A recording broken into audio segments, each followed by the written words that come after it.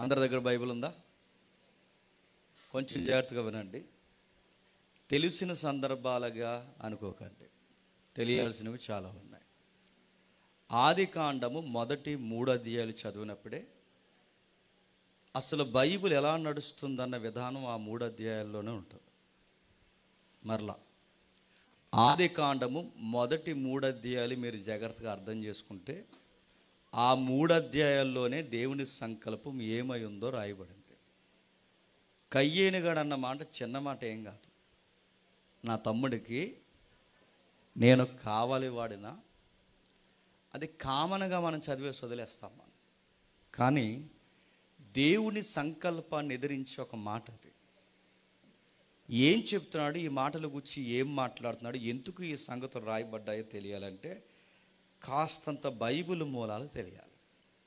బైబిల్ని బోధించేవారు చేసిన అతిపెద్ద పొరపాటునాలు లేదా వాళ్ళ నిర్లక్ష్యమనాలో, బైబిల్ని బోధిస్తున్న అనేక మంది చేసిన పొరపాటునాలో, లేకపోతే వాళ్ళకి అలాగే అర్థమైంది అనుకోవాలో ఏమనుకోవాలో తెలియదు. కానీ మెజారిటీ బోధకులు చేసిన అతిపెద్ద మిస్టేక్ ఏంటంటే వాళ్ళకి అర్థమైనట్టే బైబిల్ చెప్పేశారే తప్ప అసలు దేవుడు ఎలా అర్థం చేసుకోమని బైబిల్ రాయించాడో ఆ విధానంలో చెప్పలేదు.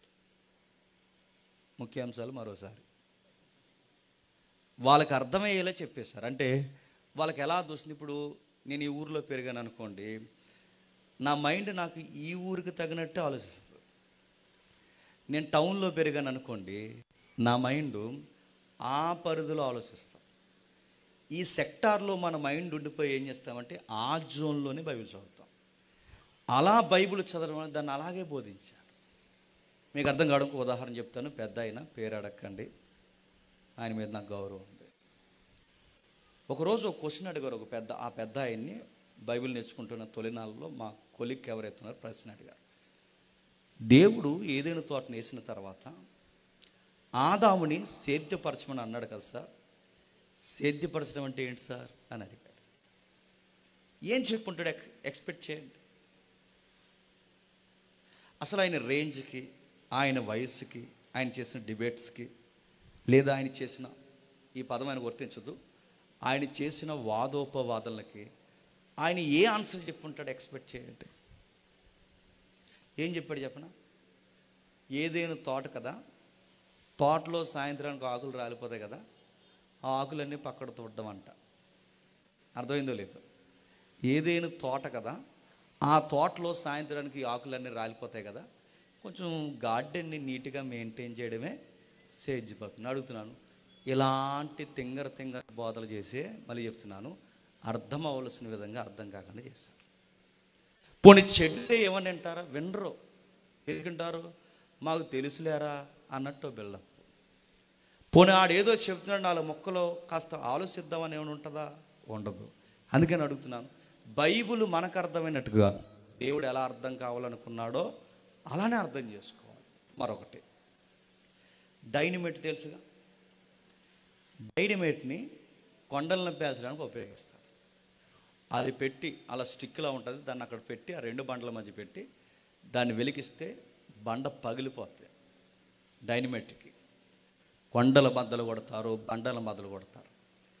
డైనమైట్ బాగా పేలుతుందని చెప్పి దాన్ని తెచ్చి దీపావళికి వేస్తే ఏమవుతుంది చెప్పండి? నెక్స్ట్ దీపావళికి ఎవడం ఉండ ఈదిలో. అంటే ఏమర్థం అవుతుంది?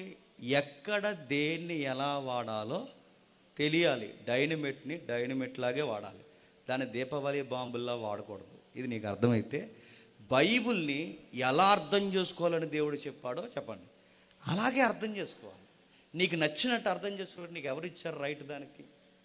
అంటే ఎందుకు ఈ పదాలు మీరు నొక్కుతున్నారు జేమ్స్ గారిని అడిగితే, అసలు ఈ కావలివాడనే పదం కానీ, సేద్యపరచుట అనే పదం కానీ, వీటి ఉద్దేశాలు మొదటి 3 అధ్యాయాలు మనం తిరగేయగలిగితే ఎన్నో నిగూఢమైన సత్యాలు అక్కడ రాయించాడు ఆయన. విచిత్రమైన సంఘటనలు అక్కడ రాయబడ్డాయి. ఆ 3 అధ్యాయాల పరంపరే మొత్తం బైబిల్ నడిచింది. ఎందుకన్నాడు, ఏంటి ఆ సంగతి తెలియాలంటే ఒక్కసారి మొదటి అధ్యాయంకి రండి. 4వ అధ్యాయాన్ని అర్థం చేసుకోవడానికి ఒక్కసారి మొదటి అధ్యాయానికి రండి. మొదటి అధ్యాయం 28వ వచనం. దేవుడు వారిని ఆశీర్వదించను. బ్రదర్ ట్రిబుల్ తగ్గించండి, ఇప్పటివరకు బాగా కొంచెం ట్రిబుల్ తగ్గించండి, కొంచెం ట్రిబుల్ తగ్గించి సౌండ్ తగ్గించండి. ఎట్లనగా మీరు ఫలించి అభివృద్ధి పొంది మీరు ఫలించి అభివృద్ధి పొంది విస్తరించి భూమిని నిండించి విస్తరించి భూమిని నిండించి దాన్ని లోపరుచుకొనిడి దాన్ని లోబర్చుకొనుడి. సముద్రపు చేపలను సముద్రపు చేపలను ఆకాశ పక్షులను ఆకాశ పక్షులను భూమి మీద ప్రాకు ప్రతి జీవిని భూమి మీద ప్రాకు ప్రతి జీవిని ఏలుడని ఏలుడని దేవుడు వారితో చెప్పి దేవుడు వారితో చెప్పునాగుతాం. థియలాజికల్గా ఈ వచనాన్ని ఏమంటారంటే కింగ్ వర్షిప్ ఆదాం కప్ చెప్పాడంట. రాజరికపు యాజకత్వాన్ని జరిగిస్తూ ఆదామవ్వలు ఎవరైతే ఉన్నారో దేవునికి ప్రతినిధులుగా వ్యవహరిస్తూ ఈ భూమిని ఈ సృష్టిని ఏలమని ఆదామవ్వలకి దేవుడు అధికారం ఇచ్చాడు. ఆ అధికారాన్ని ఇస్తున్నప్పుడు దేవుడు మాట్లాడుతున్నాడు చూడండి. కొన్ని డిపార్ట్మెంట్స్ ఉన్నాయట. ఆ భూమి మీద ఉన్న ప్రతి దానిని, సముద్రపు చేపలను ఆకాశ పక్షులను భూమి మీద ప్రాకు ప్రతి జీవిని ఏలుడని చెప్పాడు. అంటే వీటిని ఏలడం ఏంటి నేను అడుగుతున్నాను. భూమి మీద జంతువుల్ని, భూమి మీద పక్షుల్ని లేదా ఎగురుతున్న పక్షుల్ని, ఈ జీవుల్ని ఏలడం అంటే ఎలా? దాన్ని ఎలా ఏలాలి? నా మాటలు అర్థమవుతున్నాయి లేదు? ఆదాము ఈ జీవరాశిని ఏలడం అంటే ఏంటి? గొర్రెలు మేపనట్టు పక్షులు మేపగలమా? మళ్ళీ అడుగుతున్నాను. కనబడే జీవులు ఉన్నాయి, కనబడని జీవులు ఉన్నాయి. కనబడుతున్న జీవరాశి ఉంది, కనబడని జీవరాశి ఉంది. కనబడే జీవరాశిని ఏదోలా ఏలాడు అనుకుంటే మరి కనబడని జీవరాశిని ఎలా ఏలుతున్నాడు అంటే? ఏలడం అంటే ఏంటి? ఒక స్టిక్ పట్టుకుని వెనకాల తిరగమనా? ఏలడం అంటే ఏంటి? ఉదాహరణ చెప్తాను మేడం. జిల్లాకి ప్రధాన పౌరుడు ఉంటారు. ఎవరు చెప్పండి? జిల్లా ప్రధాన పౌరుడు వినబడలేదు. కలెక్టర్ గారు. కలెక్టర్ గారి కింద ఎన్ని డిపార్ట్మెంట్ ఉంటాయి చెప్పండి? పోలీస్ ఉంటుంది, మున్సిపాలిటీ ఉంటుంది, ఇంకా పక్కకు పోతే ఒక ఏరియాలో రెవెన్యూ, ఇంకా పక్కకు పోతే ఎక్సెట్రా ఎక్సెట్రా మెడికల్ డిపార్ట్మెంట్. అన్ని డిపార్ట్మెంట్లకి ప్రధాన పౌరుడు ఎవరంటే కలెక్టర్. కలెక్టర్ ఏ డిపార్ట్మెంట్ ఎలా పనిచేస్తుందో చూసుకునే బాధ్యత ఎవరిదంటే కలెక్టర్ గారు. ఇది మీకు అర్థమైతే, ఈ ఎగ్జాంపుల్ మీకు అర్థమైతే, ఇక్కడ అనేక డిపార్ట్మెంట్స్ ఉన్నాయంటే యూనివర్స్లో, వీటన్నిటిని ఎలా పరిపాలిస్తుందో చూసుకునే బాధ్యత ఇక్కడ కలెక్టర్ ఎవరో తెలుసా? ఆదాము గారు అన్నమాట. అంటే పక్షులు ఎలా పనిచేస్తున్నాయి, జంతువులు ఎలా పనిచేస్తున్నాయి, సముద్రపు చేపలు అవి ఎలా పనిచేస్తున్నాయో వాటిని ఎలా కంట్రోల్ చేయగలడు ఈయన? దానికి ఒక లింక్ ఉంది. ఒక్కొక్క డిపార్ట్మెంట్ ఒక్కొక్కలా పనిచేస్తుంది. మీరు చూడండి, కుక్క ఉందనుకోండి, దాని వర్క్ ఏంటి చెప్పండి? నమ్మకంగా ఉంటుంది. అది దాని వర్క్ అది.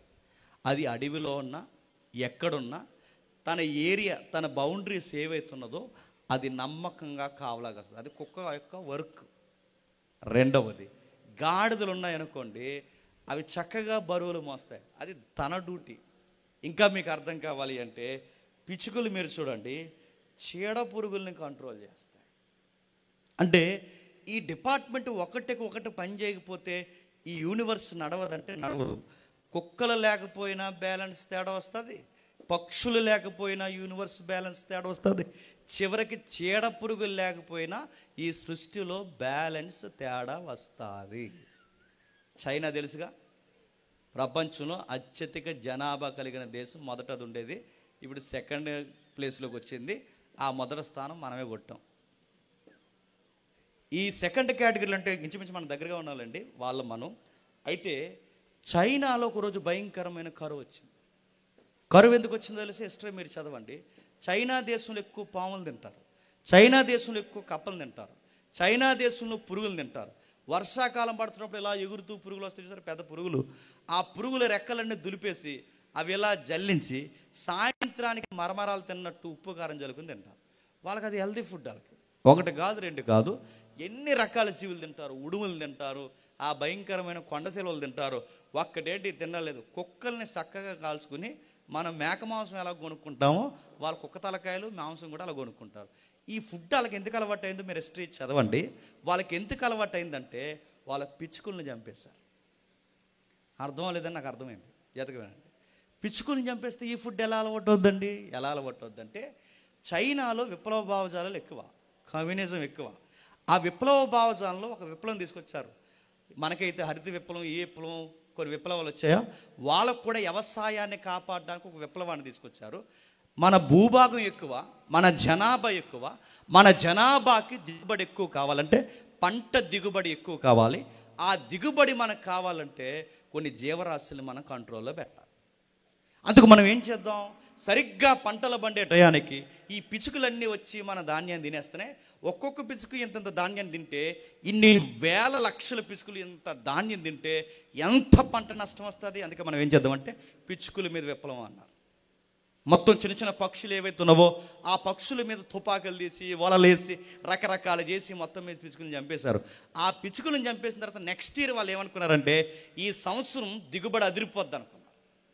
ఎప్పుడైతే వారు ఆ పిచుకులను చంపేసిన తర్వాత రాబడి బాగా వస్తుంది, పంటలు బాగా పండుతాయి, ఇక నష్టాలు ఏముండవు, దేశానికి మన దిగుబడి అంటే మన వనరులు ఇంకా అభివృద్ధి పొందుతాయి, ఈ నష్టపరిచే జీవరాశులను చిన్న జీవరాశులు మనం తీస్తామని సంకలు గుద్దుకునే లోపు సాడ్ న్యూస్ ఏంటంటే మొత్తం పంటకి సీడ పురుగు పడేసింది. ఆ దెబ్బకి చైనా దేశానికి కరువు వచ్చింది. ఆ కరువు టైంలో మరి మనుషులు బతకాలిగా. ఎలా బతకాలంటే ఆ టైంలో మనుషులు నేర్చుకున్నది ఏంటంటే భూభాగం ఎక్కువ, చైనా భూభాగం. ఆ భూభాగంలో జీవరాశులు ఎక్కువ గనక బతకడానికి ధాన్యం దొరకట్లేదు కనుక ఆ టైంలో దొరికిందల్లా తినడం మొదలెట్టారు. ఆ దొరికినప్పుడు కప్పలు తిన్నారు, పాములు తిన్నారు, తాబేలు తిన్నారు, కుక్కలు తిన్నారు 150 సంవత్సరాలు పైబడి తిన్నారు. ఆ తిన్న అలవాట్లు ఇంత తిని తిని తిని తిని ఈరోజు కూడా వాళ్ళకి అలవాటు అయిపోయి. ఎందుకు తింటున్నారు ఇవన్నీ అంటే ఆ రోజు వీళ్ళ అయ్యలు పిచుకులను చంపేశారు. పిచుకులను చంపేస్తే ఏమైంది, పిచుకులకు ఉండే డ్యూటీ ఏంటంటే అవి చీడ పురుగుల్ని కంట్రోల్లో పెడతాయి. అవి పంట పొలాల దగ్గర ఆ పురుగుల్ని ఏరేస్తాయి. అవి మనం ఎన్ని పంటలు మనం ఎన్ని మందులు వాడినా ఈ జీవరాశి అనేది పని చేయకపోతే పంట దిగుబడి సరిగ్గా రాదు. ఈ గుడ్డెద్దులకు అది తెలియక ఏటిని చంపేశారు.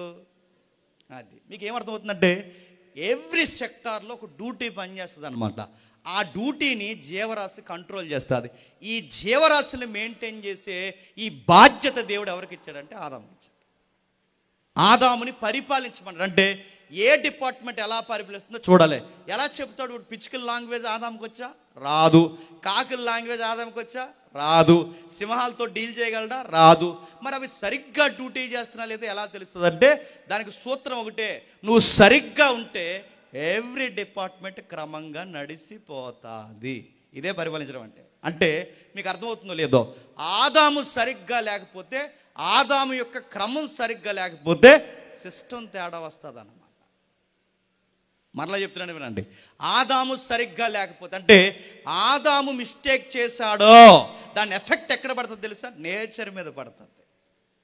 నీకు లోబడే కుక్క లోబడ్డం మానేస్తుంది, నీ మాట వినే గాడిద నీ మాట వినడం మానేస్తుంది, నువ్వు నేలను నడిచిపోతే నీ నేల నీకు పండడం మానేస్తుంది. అంటే నువ్వు పరిపాలించడం అంటే ఏంటి, నువ్వు నా మాట వింటే ఇది నీ మాట వింటుంది. ఏది యూనివర్స్ అంటే ఈ ప్రకృతి నీ మాట వినాలంటే నువ్వు నా మాట వినాలి. నా మాట నువ్వు ఎప్పుడైతే సరిగ్గా వింటావో, నా మాట విన్నన్ని రోజులు జంతువులు, పక్షులు, జీవరాశి ఒక్కటేంటి పంట, నేల, గాలి అన్నీ నీ మాట వింటాయి. అవన్నీ నీ మాట వినాలి అంటే నువ్వు నా తరపున రిప్రజెంట్గా సరిగ్గా ఉండాలి. ఇది పరిపాలించడం. అందుకే ఆ మొదటి వచనంలో అంటున్నాడు చూడండి, ఆ మొదటి అధ్యాయం 28వ వచనంలో, దేవుడు వారిని ఆశీర్వదించాడు, ఫలించమన్నాడు, అభివృద్ధి పొందమన్నాడు, సముద్రపు చేపలను, ఆకాశ పక్షుల్ని, భూమి మీద ప్రాకు ప్రతి జీవిని ఏలుడని చెప్పును. ఎలా ఏలాలి? మీరు ఇంటికి వెళ్ళక చదవండి, టైం లేదు కనుక ఆ యెర్మీయా గ్రంథాన్ని చదవండి. ఇంటికి వెళ్ళిన తర్వాత ఆ యెర్మీయా గ్రంథంలో ఇలా ఉంటుంది. ఏమని ఉంటుందంటే, ఇదిగో మీరు చేయు పాపములను బట్టేగా కొన్ని పక్షులు సమసిపోతున్నాయి అన్నాడు. అంటే మనం పాపం చేయకుండా ఉండడమే ఈ జీవరాశిని పరిపాలించడం అన్నమాట. ఇంకా మీకు బాగా అర్థం కావాలి అంటే మన కంటికి కనబడని బ్యాక్టీరియా కూడా మన కోసమే పనిచేస్తుంది. మన కంటికి కనబడని బ్యాక్టీరియా కూడా మన కోసమే పనిచేస్తుంది. అది మనకు అనుకూలంగా ఉండాలంటే ఆ బ్యాక్టీరియా గుర్తుపెట్టుకోండి, మనం దేవునికి అనుకూలంగా ఉండాలి. ఎంతమంది ఇక్కడ పెరుగు వేసుకుంటారు చెప్పండి? పెరుగు అంత ఇంగ్లీష్ వల్ల చూడకండి, చెప్పండి.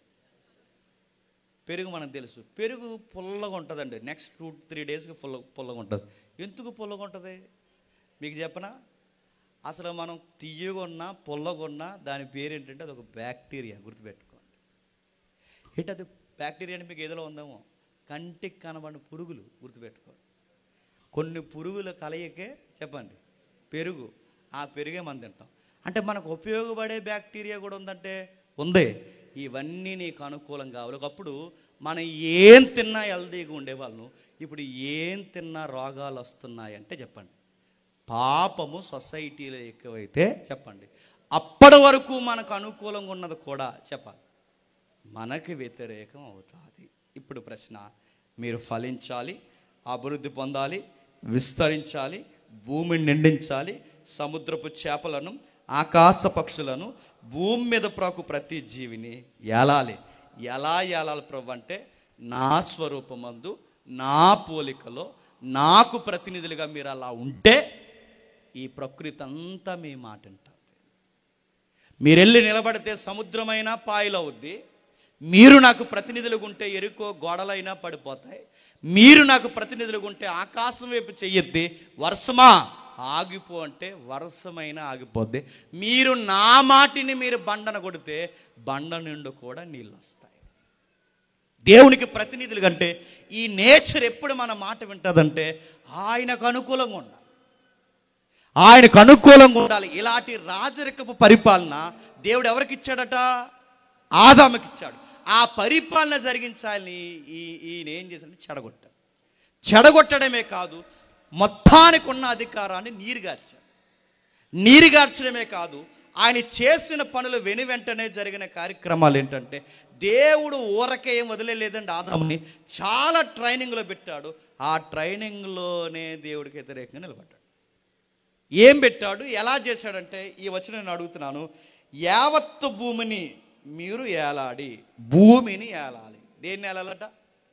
భూమిని ఏలాలి. ఈ ప్రశ్న మీకు అర్థమవుతుందిగా, భూమిని ఏలాలి. మరి భూమిని ఏలాలన్నప్పుడు యావత్తు భూమి మీద ఆదామును వదిలేకుండా దేవుడు ఏం చేశాడో తెలుసా? ఓ తోట వేసాడు.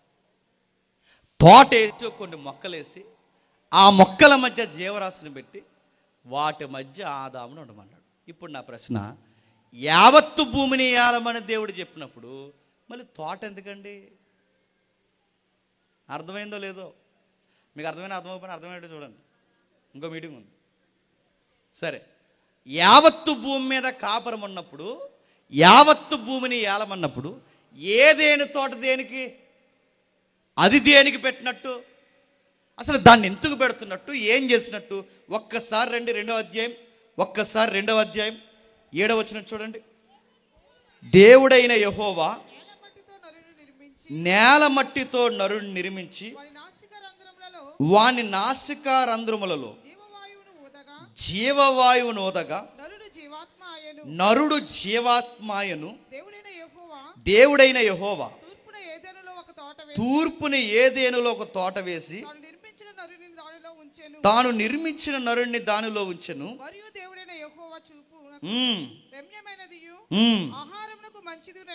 ఆహారమునకు మంచిదైన ప్రతి వృక్షమును, ఆ తోట మధ్య జీవవృక్షమును, మంచి చెడ్డల తెలివినిచ్చు వృక్షమును నేల నుండి మొలిపించెను.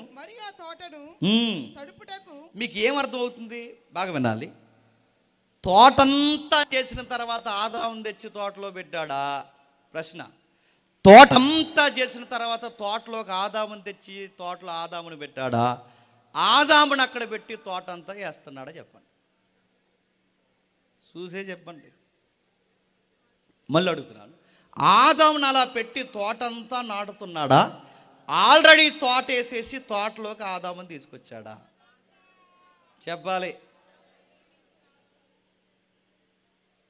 నేను మళ్ళీ చెప్తున్నాను, వినండి. ప్రశ్న, ఆదామును ఎదురుగా పెట్టి తోట అంతా వేస్తున్నాడా, లేదా తోట వేసిన తర్వాత ఆదామును తెచ్చి అందులో పెడుతున్నాడా? మీ బొంద.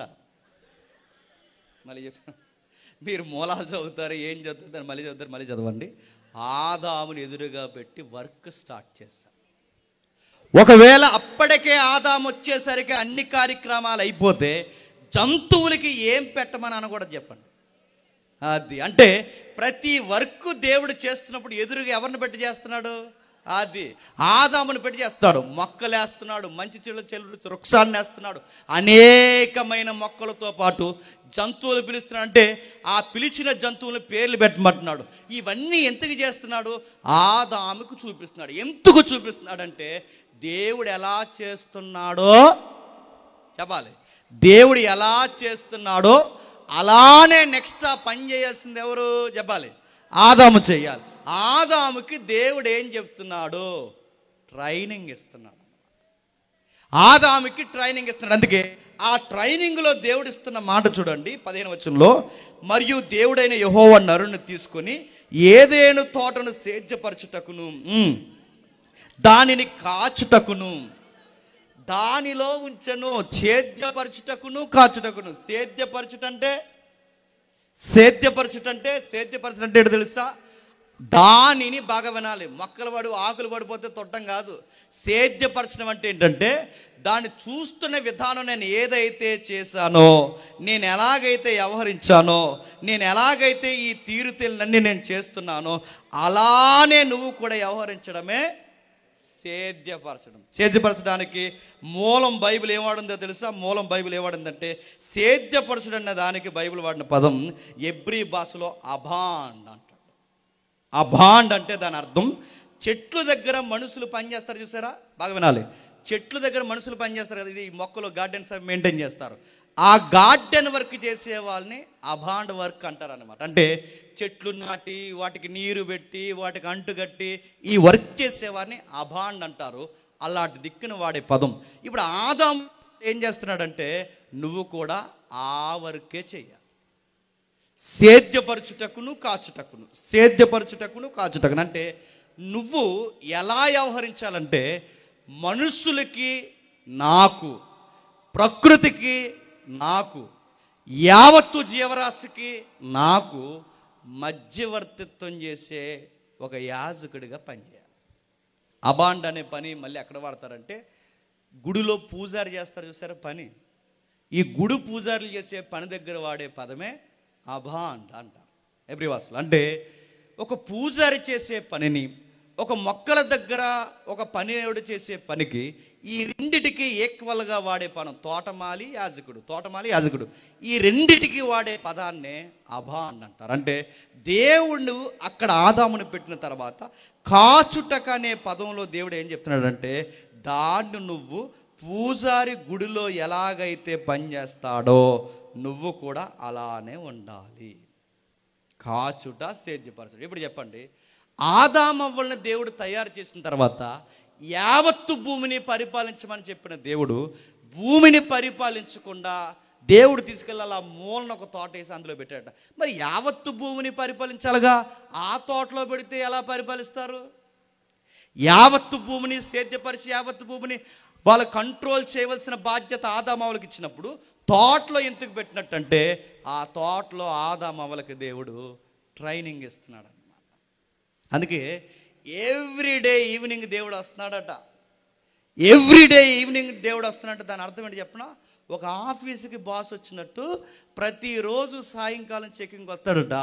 ఆ వచ్చినప్పుడు ఏం మాట్లాడుంటాడో ఎక్స్పెక్ట్ చేయండి.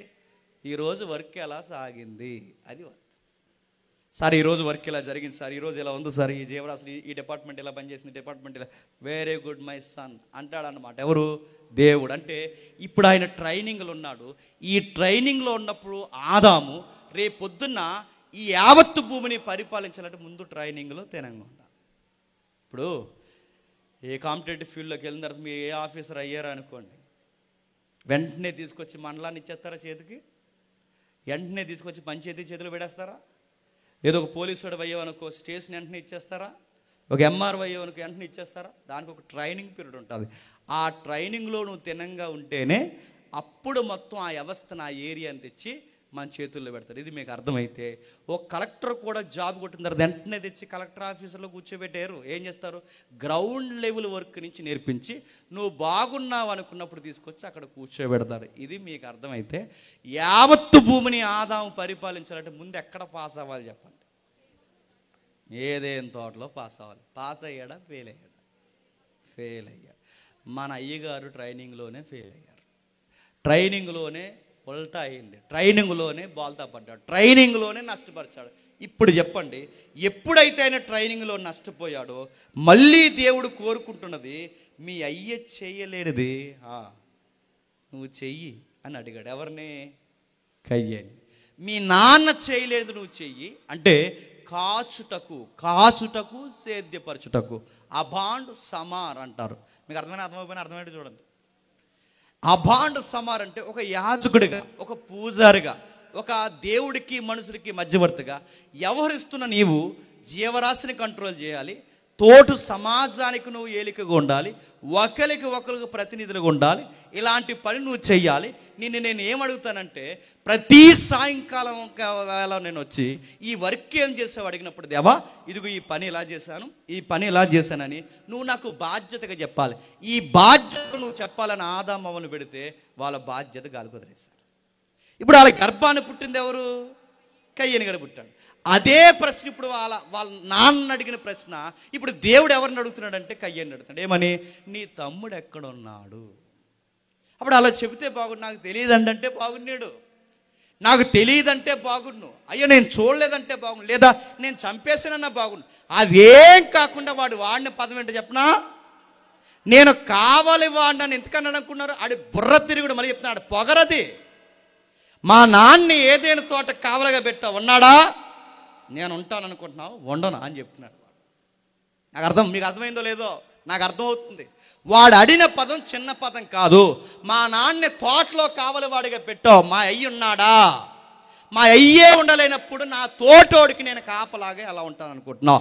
నేనేమన్నా కాపలా వాడినంటే నేను అభాండ కాదు, సమార్ కాదు. అంటే నీ పరిపాలన కింద నేను ఉండను, నా ఇష్టం వచ్చినట్టు ఉంటాను, నాకు నచ్చినట్టు ఉంటాను. అసలు నీకు నేను ప్రతినిధిగా ఉండడం ఏంటి? నా ఇష్టం అనే మాట ఎదురు చెప్పే మాటే నేను కావాలి వాడినా అన్నాడు వాడు. ఈరోజు ప్రతి ఒక్కరు మీరు చూడండి, ఈరోజు ప్రతి ఒక్కరూ చూడండి, ఎదుటోడిని దేవుడు ఏమడుగుతాడంటే అకౌంటబిలిటీ అడుగుతాడు. ఎరా ఆడిని ఎందుకురా అలా అన్నావు? అకౌంటబిలిటీ అడుగుతాడు.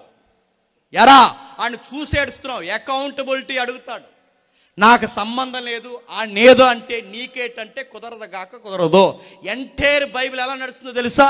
నీ పొరుగు సమాజంతో నువ్వు ఎలా వ్యవహరిస్తున్నావో అదే అడుగుతాడు. మన బుద్ధులు ఎలాంటివో తెలుసా? ఎదుటోడు మంచి సొక్క వేసుకుంటే ఏడుస్తాం మనం, అన్నీ కయ్యనుగడి బుద్ధులే. ఎదుటోడు ఇల్లు కట్టుకుంటే ఏడుస్తాం మనం, అన్నీ ఆళ్ళ లక్షణాలే.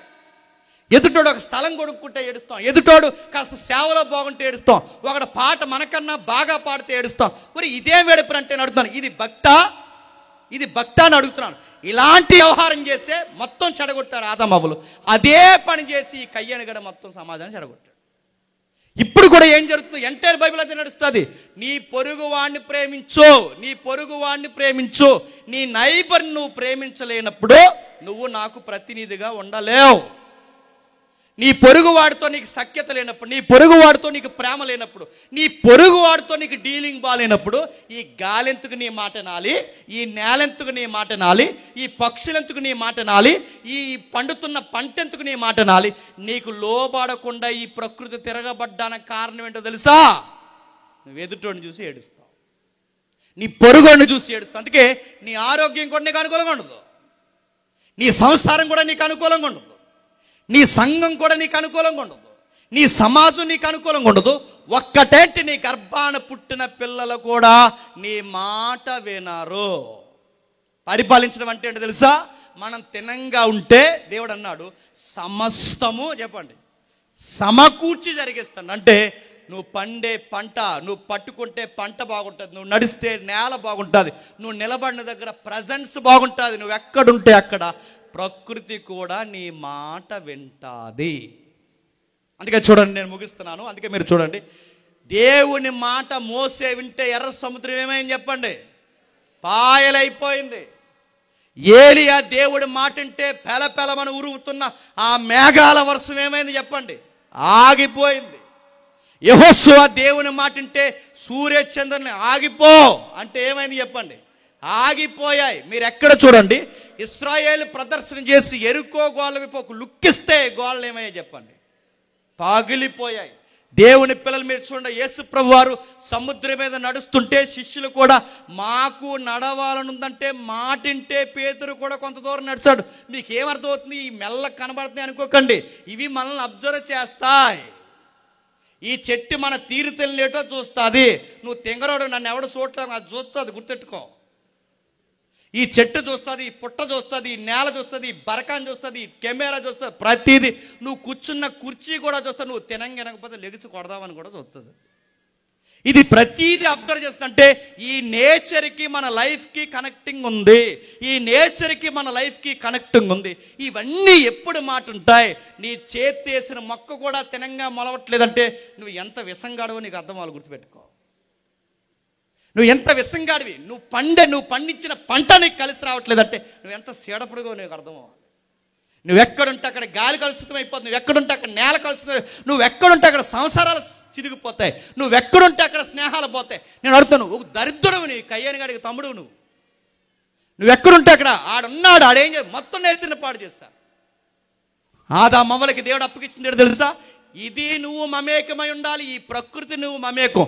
ఈ ప్రకృతిని ఎందుకు ప్రభు అంత మమేకం చేసావంటే ఇది నీ హౌసే కాదు, మై హౌస్ అని కూడా చెప్పాడు ఆయన. నా నివాస స్థలం కూడా. అంటే ఈ నేచర్లో దేవుడు ఉండాలనుకున్నాడంట. నీకు అర్థమవుతుందో లేదో నేను ముగిస్తున్నాను. ఈ నేచర్లో దేవుడు ఉండాలనుకుంటున్నాడంట. ఎలా ఉండాలనుకున్నాడు? అదే రెండవ అధ్యాయం ఒకసారి చూడండి. అదే రెండవ అధ్యాయం 2వ వచనం నుండి. అదే 2వ అధ్యాయం 2వ వచనం నుండి. దేవుడు తాను చేసిన తన పని అంతటిని 7వ దినములాగా సంపూర్తి చేసి తాను చేసినట్టు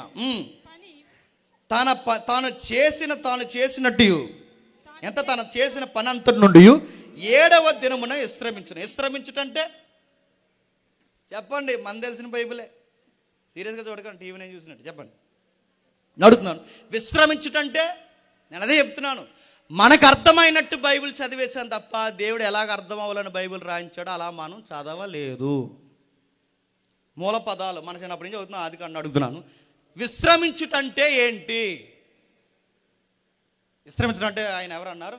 రెస్ట్లోకి పోయాడండి దేవుడు అన్నాడు.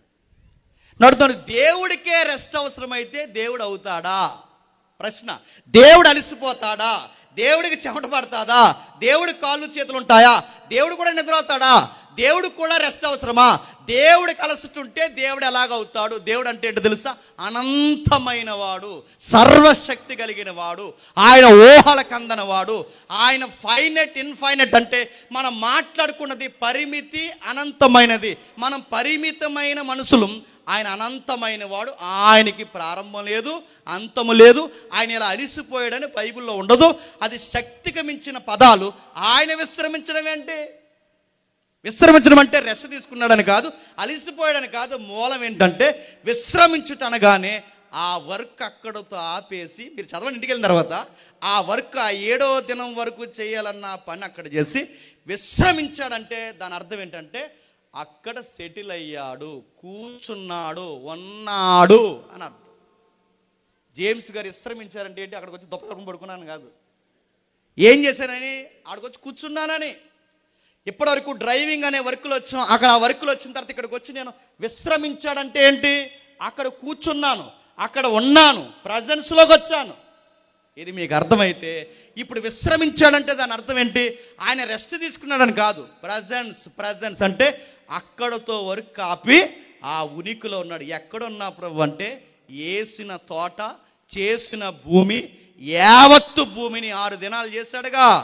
మొక్కలు, నీరు, సముద్రాలు, పక్షులు, జీవులు, సముద్రపు జీవులు, ఎగిరే జీవులు, ఇన్నిటిని చేశాడుగా. ఇవన్నీ చేసిన తర్వాత వాటి మధ్యన చెప్పండి ప్రజెన్స్లోకి వచ్చాడు. అంటే మీకు అర్థమైతే ధన్యత. దేవుడు ఉండాలనుకున్నది పరలోకంలోనే కాదు. చెప్పాలి, దేవుడు ఉండాలనుకున్నది పరలోకంలోనే కాదు. చెప్పండి, పరలోకము భూలోకము కలిపి ఉండాలనుకున్నాడు. అది తెగిపోయింది. అర్థమైపోయినా అర్థమైనట్టే. భూలోకము పరలోకం. మీరు మొదటి వచనం ఇంగ్లీష్లో చదవండి ఇంటికి వెళ్ళిన తర్వాత. దేవుడు క్రియేట్ చేసినప్పుడట ఎర్త్ అండ్ హెవెన్ అని ఉంటుంది, మీరు చదవండి. దేవుడు భూమి ఆకాశములను కాదు, దేవుడు పరలోకాన్ని భూలోకాన్ని కలిపి తయారు చేశాడు. అంటే ఇలా ఉండే అన్నమాట. సైకిల్ చక్రాలు తెలుసుగా, సైకిల్కి 2 చక్రాలు ఉంటాయి, ఎదరొక చక్రం వెనకాల ఒక చక్రం. ఎదర చక్రం ఎలా తిరుగుతుందో వెనకాల చక్రం కూడా అదే వేలో తిరగాలి. ఎదరకి వెనక్కి తిరిగితే సైకిల్ ఏమవుతుంది చెప్పండి? చాండాలం అవుతుంది, బండి ఎక్కడ కదలదు. యూనివర్స్ని దేవుడు ఎలా తయారు చేశాడు చెప్పనా? పరలోకం అనే చక్రంతో భూలోకం అనే చక్రాన్ని కలిపి ఈ రెండింటిని అవినాభావ సంబంధంతో తయారు చేశాడు. పరలోకం అనే చక్రంలో ఆయన ప్రభుత్వం బాగానే నడిచింది చెప్పండి. భూలోకం అనే చక్రం రివర్స్ అయింది.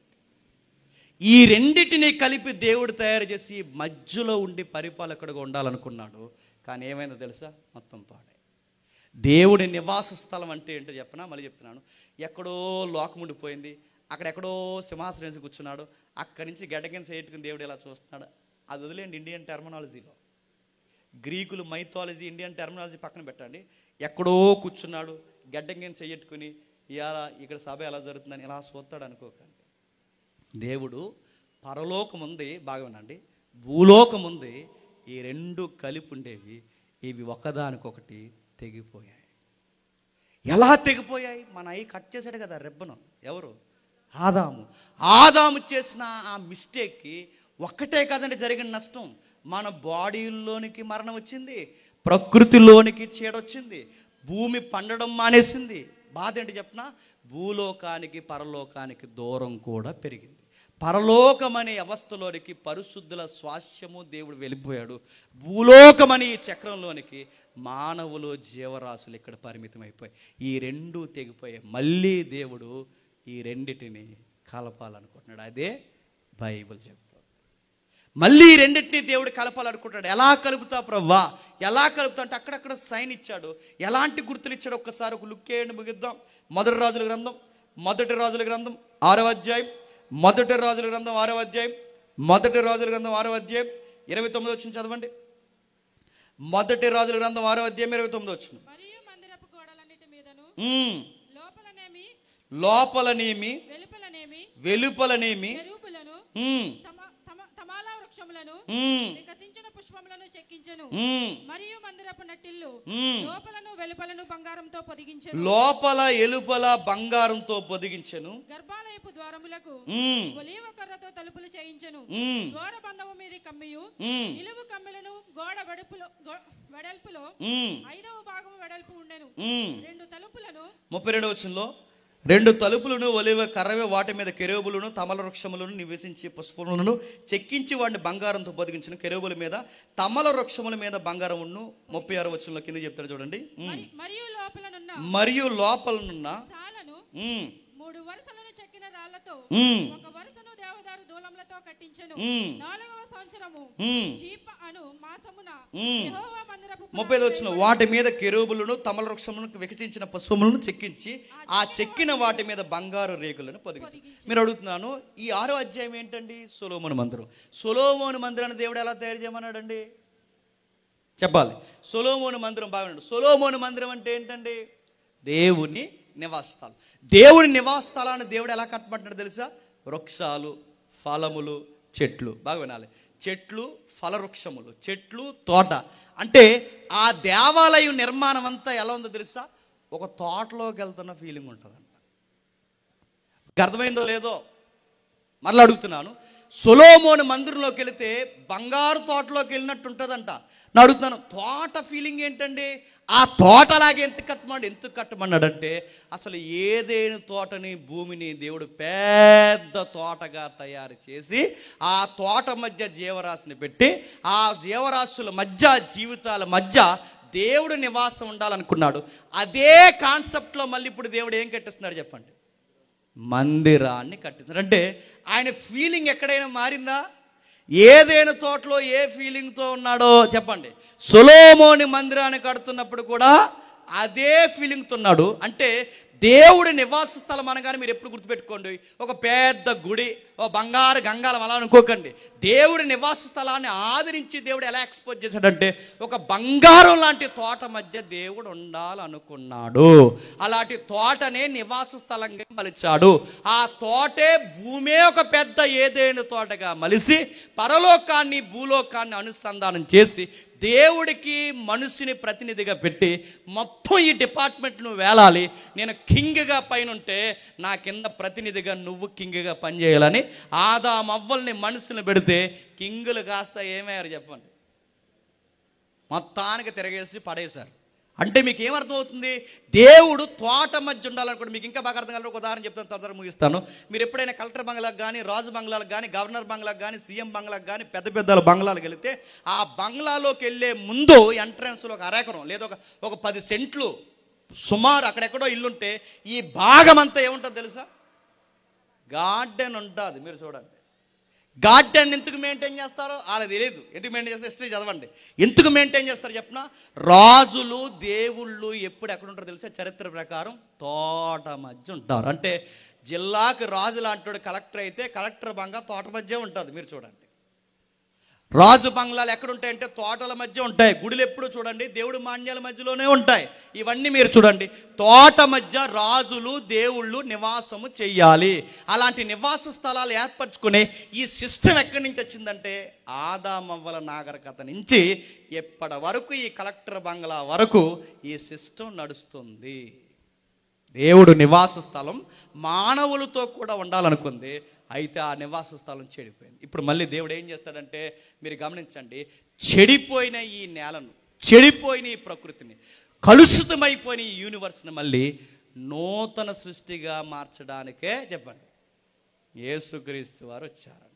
అందుకే చూడండి, దేవుడు మనిషిని నూతనంగా మార్చడానికే కాదు చెప్పండి, యావత్తు సృష్టిని నూతనంగా మార్చడానికి యేసుక్రీస్తు వారు చనిపోయారు. అందుకే రోమపత్రికలు ఏమంటాడంటే, ఈ సృష్టి యావత్తు చెప్పండి మూలుగుతుందంట ప్రసవ వేదనతో. ఎందుకు మూలుగుతుందంటే తనకు తెలుసంట, మళ్ళీ నాకు ఒక న్యూ లైఫ్ వస్తుంది అని. అంటే తన ఒరిజినల్ ఇది కాదని, నా ఒరిజినాలిటీ ఇది కాదని, మళ్ళీ నాకు ఒక న్యూ లైఫ్ వస్తుందని, ఆ న్యూ లైఫ్లోకి ఎప్పుడు వెళ్తానా అని ఈ ప్రకృతి ఎదురు చూస్తుందట.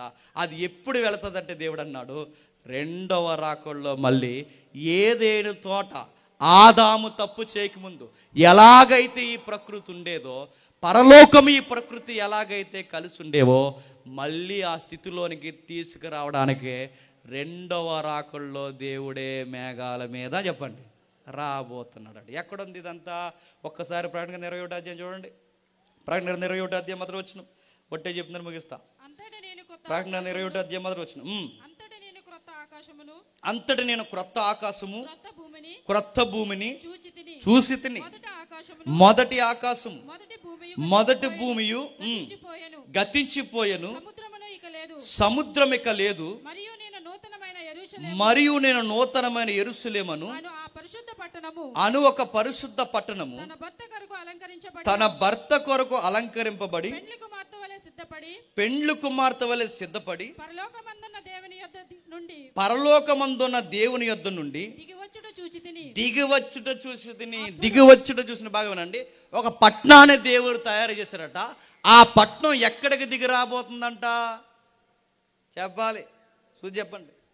ఎక్కడికి దిగి రాబోతుందట? భూమి మీదకే దిగి రాబోతుందట. ఆ పట్టణం భూమి మీద దిగి వస్తే ఆ పట్టణంలో ఎవరుంటారంట?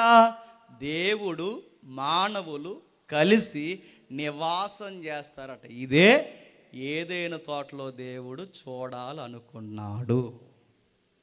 ఇలాంటి వాతావరణమే దేవుడు చూడాలనుకున్నాడు. కానీ చరిత్ర రివర్స్ నడిచింది.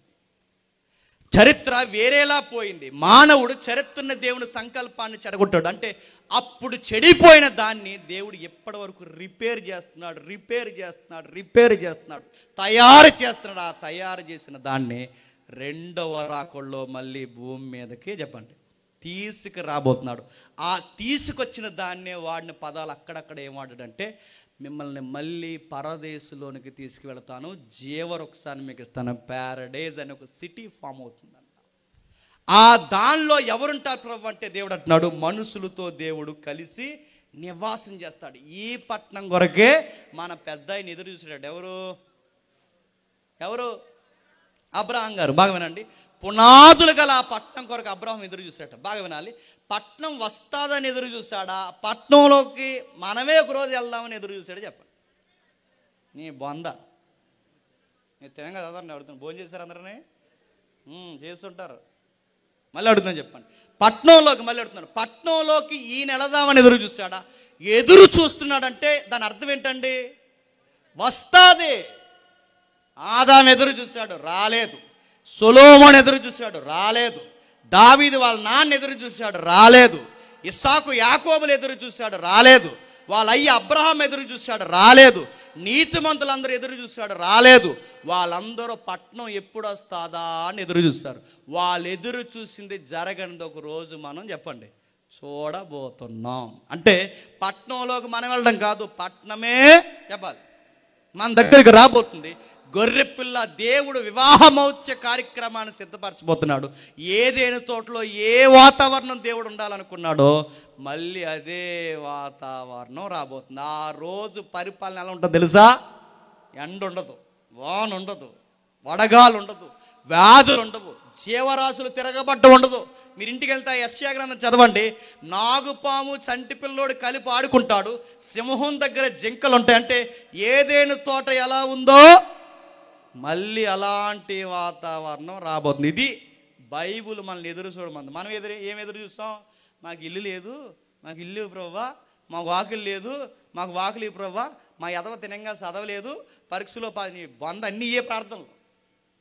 ఇవి కాదు ప్రార్థనలు. దేవా, మా అయ్య ఎవరైతే ఆదాము చెడగొట్టాడో ఆ చెడగొట్టిన బంగారు భాగ్యాన్ని మళ్ళీ పరిపాలకులుగా మమ్మల్ని ఇస్తానన్నో ఆ పట్నంలోనికి మేము, ఆ పట్నం మా దగ్గరికి మమేకమివ్వడానికి రాబోతుంది. ఆ నూతన యుగానికి మమ్మల్ని సిద్ధపరచు ప్రభువా అని అడగాలి.